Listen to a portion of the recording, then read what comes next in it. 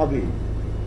কোনো রকম এক্সকিউজ, কোনো রকম প্রচারণা এই 12ই নির্বাচনের আসন্ন যাবে, নির্বাচন হবে। কারো যদি কিছু থাকে বক্তব্য বলতে পারে, কেন কী কী কিসে, কিন্তু নির্বাচনকে বাধা দেওয়ার মতো কোনো পরিস্থিতি তৈরি হয়নি, এবং সেটা হবে। এবং আমরা প্রস্তুতি তো আমি দেখতে পাচ্ছি, আমি অন্য ডিস্ট্রিক্টে গত সপ্তাহে সিরাজগঞ্জ গিয়েছিলাম, নাটোরে গিয়েছি, কোথাও তো আমি দেখিনি যে নির্বাচন হবে না, সবাই তো নির্বাচন করে থাকতে আছে।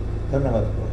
যখন বাংলাদেশে থাকে আমি প্রায় শুনি কি হচ্ছে, দেশে তো কিছুই হচ্ছে না, ওনারা একেবারে কি কোনো কিছু কাজ করছে না, ইন্টারিম গভর্নমেন্ট, কিন্তু কাজ যে হচ্ছে তা না, হয়তো আপনার সম্মুখে বুঝতে পারছেন না, কিন্তু দেশকে একেবারে খাদের কাছ থেকে নিয়ে আসা।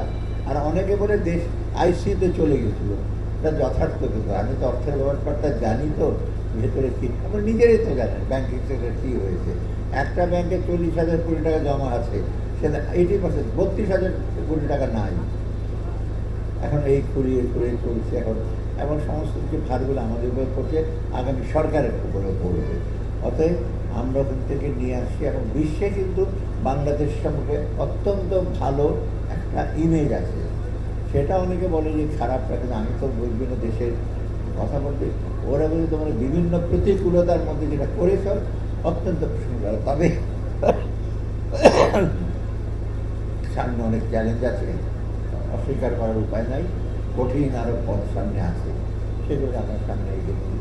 অতএব এই উৎসব মুখর ফেনীর রাত যেন এইরকম উৎসব মুখর আগামী দিনগুলো হবে, শুধু ফেনীর জন্য না, সারা দেশের জন্য।